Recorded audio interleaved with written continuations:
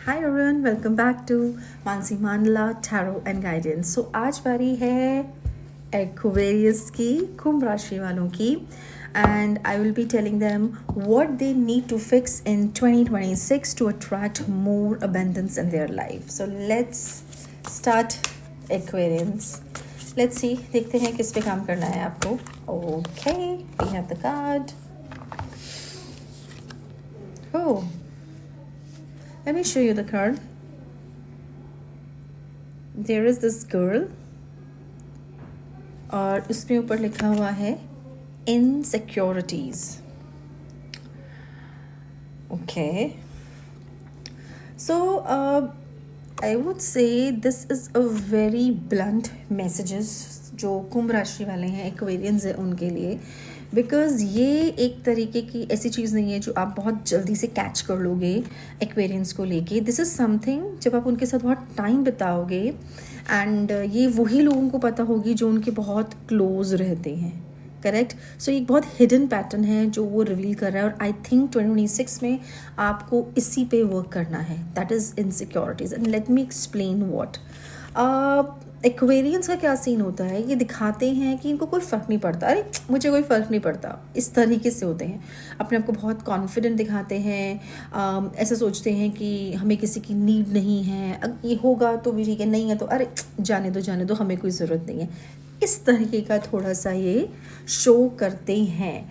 But what this card says that कि Aquarians को कहीं ना कहीं ये फियर रहता है कि अगर वो अपने मन की बात किसी के सामने खुल के कर लेंगे तो कहीं सारी बातें जानने के बाद वो सामने वाला person, so they basically fear if they open up to someone, तो खुल के बात करने के बाद क्या सामने वाला that they will stay on their side और नॉट। सो बेसिकली फियर है एक इमोशनल डिपेंडेंस का भी। एक तो आप इमोशनली डिपेंडेंट हुए, आपने एक सेफ स्पेस समझ के अपनी बात बोली, लेकिन अल्टीमेटली साथ के साथ ये इनसिक्योरिटी और ये फियर भी है कि अब तो मेरे, कहते हैं ना, मेरे सारे पत्ते खुल गए, इसको सब पता है मेरे बारे में। सो अब ये कहीं डिफरेंट तो नहीं हो जाएगा या हो जाएगी सब कुछ जाने के बाद। So that is one thing. सो उनको कहीं ना एक और चीज़ है, रीअश्योरेंस भी टाइमली चाहिए होता है कि वी आर विद यू, सब ठीक है काइंड ऑफ अ रीअश्योरेंस ये चाहिए होता है। वो बोलेंगे नहीं कि मुझे रीअश्योर करो, बट दे एक्सपेक्ट, बिकॉज उनको लगता है कि अगर वो थोड़ा सा डिटैच दिखाएंगे अपने आप को तो ऐसे करने से कोई उनको हर्ट नहीं कर पाएगा। This is one thing. इनके बेसिकली तो एक नज़र आ रहा है इनसिक्योरिटी है, कहीं ना कहीं सेल्फ डाउट है, करेक्ट। और प्लान भी हमेशा दिमाग में रहता है कि अगर ये वर्कआउट नहीं किया तो मैं दूसरा रास्ते चली जाऊंगी या चला जाऊंगा, तो वो चीज़ हमेशा रेडी है, चाहे अंदर से कितना ही कोई ना उस चीज़ को चाहते हो। So that is one thing.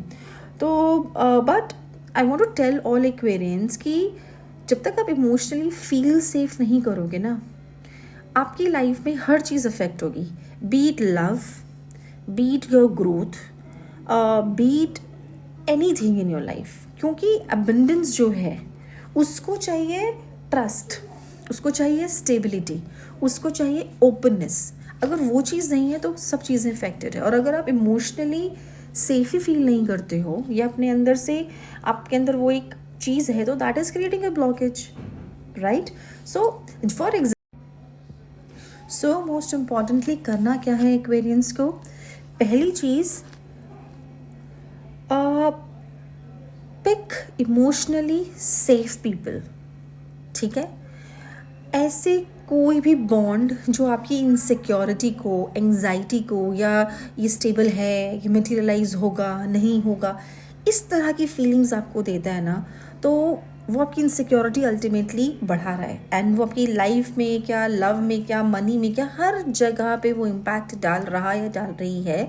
So I would request Aquarians, don't attract those unavailable chaotic people who increase the instability of your life.